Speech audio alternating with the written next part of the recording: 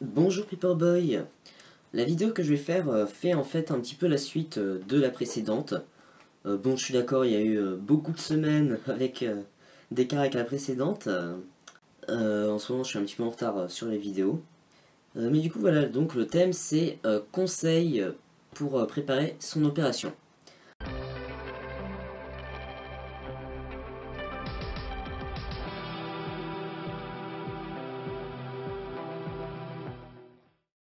Premièrement, ben, les opérations, en fait, ben, il n'en existe pas qu'une, quoi, il y en a plusieurs. Par exemple, pour une personne trans masculine, ben, il peut y avoir la mamec ou juste la réduction mammaire. Il y a l'hystérectomie, l'ovarectomie qui existe. Il y a plusieurs types de métasioplastie et de phalloplastie. Enfin voilà, etc. Pour les femmes trans, il peut y avoir la mammoplastie, la vaginoplastie, la féminisation du visage. Je sais pas si ça compte comme une opération, parce qu'en soi c'est pas une opération, mais du coup il y a l'épilation laser qui peut exister. Puis il y a une opération qui existe pour raboter la pomme d'Adam, mais ça je sais plus du tout le nom. Enfin bref, et ensuite, bah, une personne trans n'est pas obligée de faire des opérations pour être légitime. Déjà, il y a des gens qui vont pas en sentir le besoin. Par exemple, il y en a qui vont juste prendre des hormones, pas faire d'opération, ou l'inverse, ou juste faire une transition sociale et ça leur va très bien. Et ensuite, même sans ça, bah, il y a des gens qui ont des problèmes de santé et du coup qui ne peuvent pas faire d'opération et c'est pas pour ça qu'elles sont moins légitimes. Enfin voilà, c'était une intro assez longue. Pour cette vidéo, ben, je vais essayer de faire des conseils généraux sur préparer son opération, mais sachant que ben, je vais me baser un petit peu sur mon vécu et que à titre personnel, l'opération que j'ai faite, c'était une mammectomie, et ben, ça va légèrement se centrer plus sur préparer son opération, mais ben, pour les mamecs, quoi. Mais je pense que ça peut être... je vais essayer d'adapter mon discours à... Première étape, trouver son chirurgien. Alors déjà, pour prendre un rendez-vous, les délais peuvent être assez longs. Donc je vous conseille de faire à l'avance, pas juste de vous dire bah, j'aimerais bien prendre mon rendez-vous pour le mois prochain, du coup je vais appeler dans 2 semaines. Non, non, là ton rendez-vous tu l'as dans 6 mois ou plus quoi.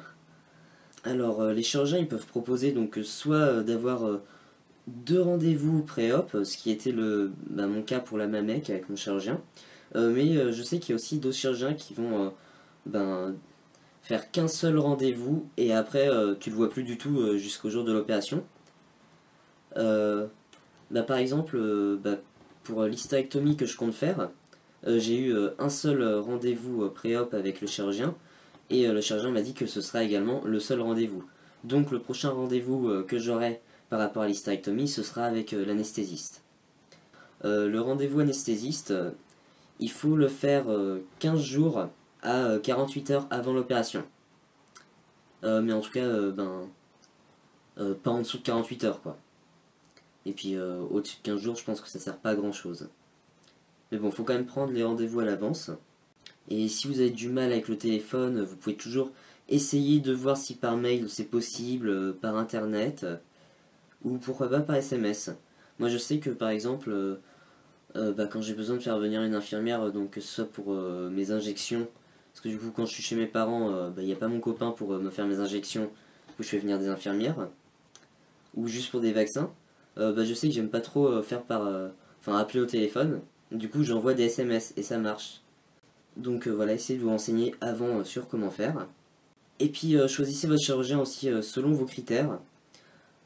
Vous pouvez faire ça selon un critère financier, quoi, le coût, ou la localisation, ou les méthodes du chirurgien, parce que ben, selon les chirurgiens, il peut y avoir différentes techniques. Par exemple, pour les mamecs, bah, il y en a qui vont plus aimer faire des péris, ils vont être moins à l'aise avec les doubles ou vice-versa.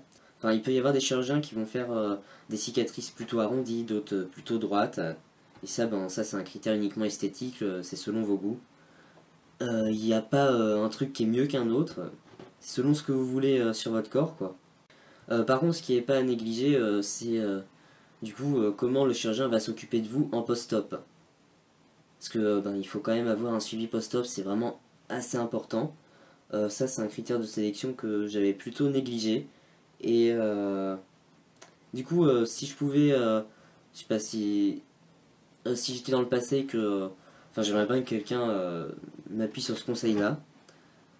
Enfin, techniquement, il y a des gens qui m'ont donné ce conseil, mais j'ai pas écouté quoi. Juste avant l'opération. Alors, j'ai pas trop m'étaler là-dessus, parce qu'il y a déjà des vidéos qui existent à ce sujet-là, comment préparer son opération. Donc, il y a la vidéo de Guy Notegaille, qui est, je crois, comment préparer sa mamec, donc en fait, comment préparer sa valise, les affaires à mettre. Donc, je vous invite à la regarder. De toute façon, en fait, moi, je m'étais aussi inspiré, enfin, j'avais regardé sa vidéo avant pour savoir à peu près quoi emporter. Ensuite, il y a la vidéo d'Ethan FTM qui est un petit peu plus générale, qui est juste quoi mettre dans. Je crois que c'est aussi pareil, quoi mettre dans sa valise pour une opération, un truc comme ça, ou préparer son opération. Le conseil, moi, que je peux apporter, c'est juste. Faut pas y aller les mains dans les poches, quoi. Il n'y a pas d'opérations qui sont vraiment bénignes, quoi, c'est pas rien du tout. Il y a toujours un minimum de risque, par exemple, rien qu'avec une anesthésie générale. Donc il faut pas se dire ouais c'est rien, voilà. Il faut quand même se préparer psychologiquement au fait que c'est une opération. Potentiellement pendant plusieurs temps après tu vas être un petit peu mal. L'après, il faut savoir vraiment ça peut prendre un temps assez long pour se remettre d'une opération. Bah faut se remettre déjà de l'anesthésie. Et puis pour certaines opérations tu peux pas soulever de charge lourde après. Pour la Mamek ça paraît assez évident. Apparemment pour lister aussi. Mais du coup, en fait, c'est logique aussi dans un sens parce que on a quand même un certain nombre de muscles dans le ventre, genre les abdos, quoi. Et en fait, on marque pas comme ça, mais par exemple, qu'on porte un truc, en fait, on utilise aussi les abdos. Enfin, on utilise plein de muscles quand on fait un mouvement. Du coup, il faut se donner le temps. Par exemple, si vous avez prévu, genre, je me fais opérer à telle date et dans 2 semaines, j'ai un voyage très loin ou un truc comme ça. Ouais, quand on n'y croit pas trop. Ou par exemple pour travailler quoi. Genre allez pas retravailler dans 2 semaines. Généralement le chirurgien va vous faire un arrêt de travail d'1 mois. Si jamais vous avez besoin de plus de temps, vous pouvez demander à votre généraliste de prolonger l'arrêt. Parce que là, faut se ménager. Ce qui est important aussi, c'est d'être entouré quoi. Parce que après une opération, on peut être quand même assez dépendant, donc on a besoin d'aide. Puis même sans ça quoi, comme soutien moral quoi. Puis après, quand même, j'ai l'air d'alarmer et tout, mais faut relativiser aussi, quoi.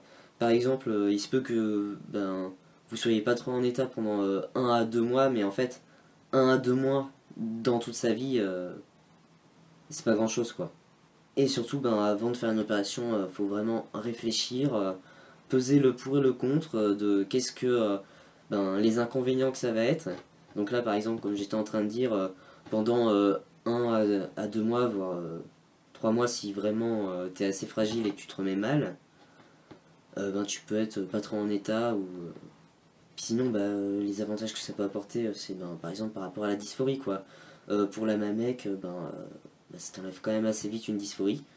Cependant, il y a des gens qui peuvent être dysphoriques de leur cicatrice après. Du coup, il faut aussi prendre ça en compte, quoi. Et sinon, voilà, donc c'est tout pour aujourd'hui. Donc je vais vous dire normalement à la semaine prochaine. Ou juste à une autre fois si je fais pas la semaine prochaine. Enfin bref, voilà. Au revoir.